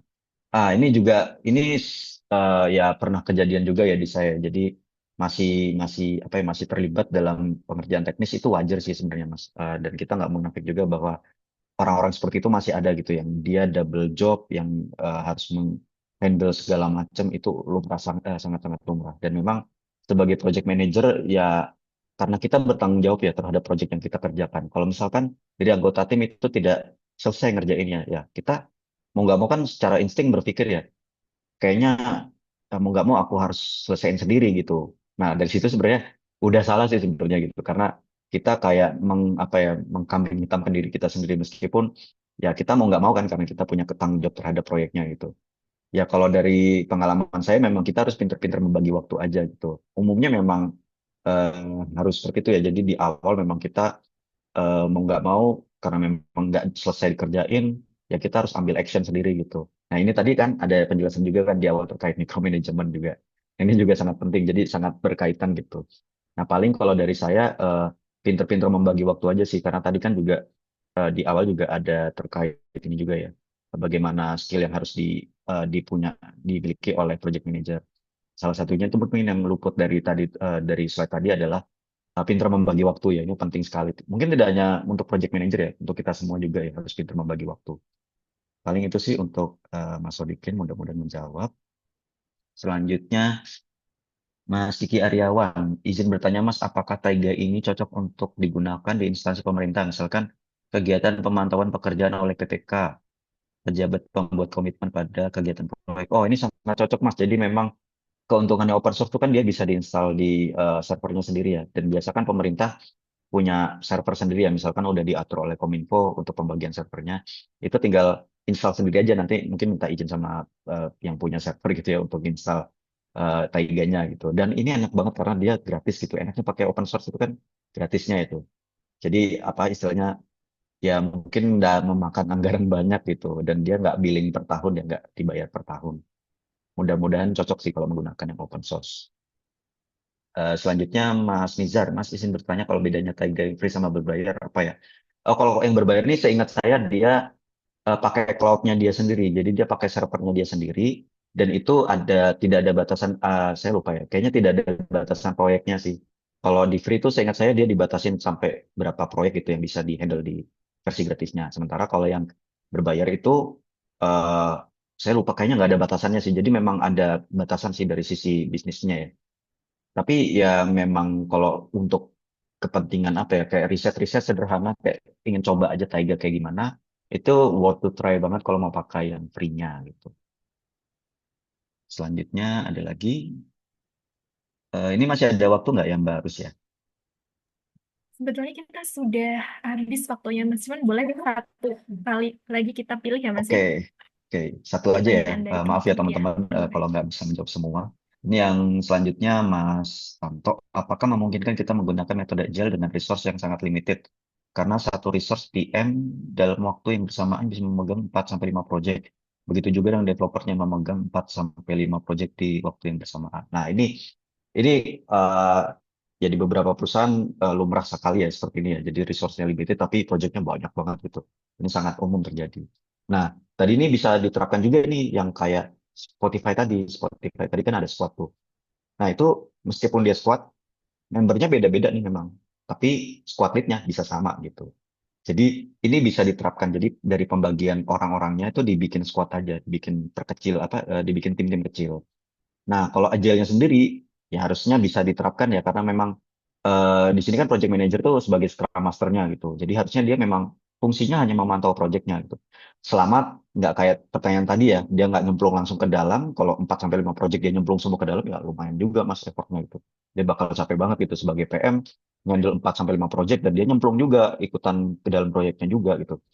Nah, kalau misalkan dia PM-nya hanya sebagai, ya itu tadi ya, ngawasi project-nya, ya, pure sebagai project manajernya atau scrum master-nya, harusnya 4 sampai 5 project kalau untuk kerja sangat-sangat memungkinkan. Gitu. Mungkin itu saja ya yang bisa saya jawab. Mohon maaf sekali karena keterbatasan waktu. Terima kasih. Oke, terima kasih banyak Mas Febri atas jawaban juga insight-nya yang keren nih. Di sini teman-teman juga sangat helpful nih Mas.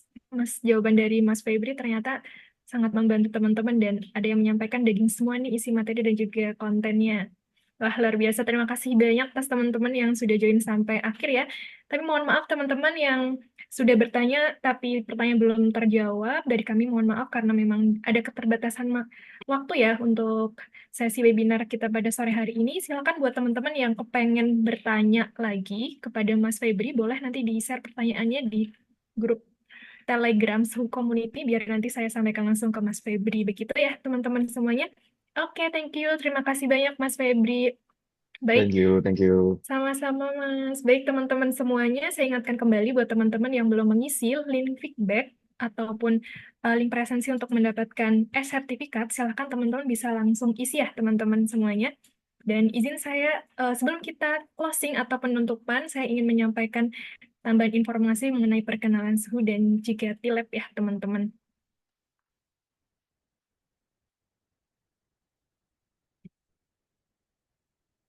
Oke, seharusnya paparannya sudah tampil ya, teman-teman.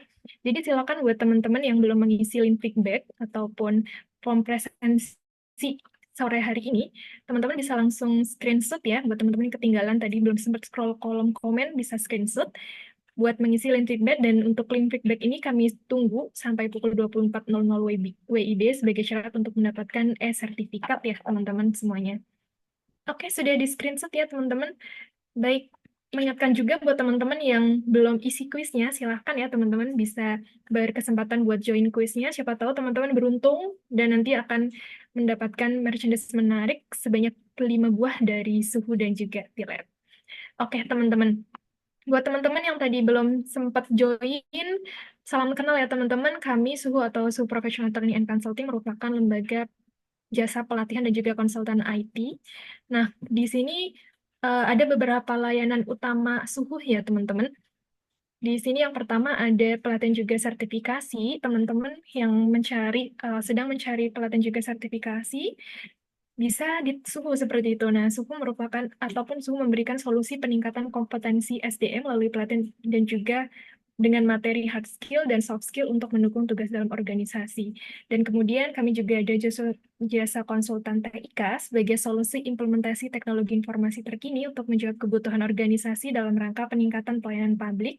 Dan yang terakhir kami juga ada event spesialis sebagai solusi penyelenggaraan kegiatan organisasi dengan fokus pada hasil dan juga didukung penyelenggaraan secara profesional. Itulah sekilas layanan utama Suhu ya teman-teman. Nah, di sini untuk detailnya ada pelatihan juga sertifikasi. Di tempat kami ada beberapa jenis sertifikasi dan juga pelatihan yang teman-teman bisa langsung kepoin di website kami, yaitu di suhu.co.id. Di antaranya di sini ada IT Management, IT Security Training, kemudian juga ada mengenai IT Development Training, dan masih banyak lagi yang teman-teman bisa langsung kepoin di website Suhu ya, teman-teman, di suhu.co.id. Nah, kemudian yang selanjutnya adalah pelatihan SDM. Kami juga ada beberapa pelatihan SDM. Yang pertama ada pelatihan SDM, personal dan juga team development, special skill development, public relation atau PR, dan juga office aplikasi perkantoran dan multimedia, serta ada pelatihan keuangan, audit, dan juga perpajakan. Nah, selain informasi mengenai Suhu, di sini juga ada sekelas informasi mengenai TLab ya, teman-teman. Kebetulan pembicara kita pada sore hari ini, yaitu Mas Febri, yang merupakan seorang Technical Project Coordinator di TLab, yang mana TLab atau PT Teknologi Kode Indonesia ini merupakan teknologi laboratori seperti itu yang ada di di Yogyakarta ya, teman-teman. Jadi Suhu dan juga TLab sama-sama ada di Jogja seperti itu. Nah, di sini ada beberapa service atau layanan utama dari TLab yang diantaranya ada software development, ada data intelligence, kemudian machine learning and AI implementation, ada juga IT managed service provider, dan creative design dan juga production. Dan buat teman-teman yang penasaran nih, kepengen tahu TLab itu seperti apa, kemudian culture TLab itu seperti apa, teman-teman bisa langsung kepoin di media sosial TLab, di website TLab yaitu tilab.co.id, dan juga Instagram TLab yaitu @tilabamazing.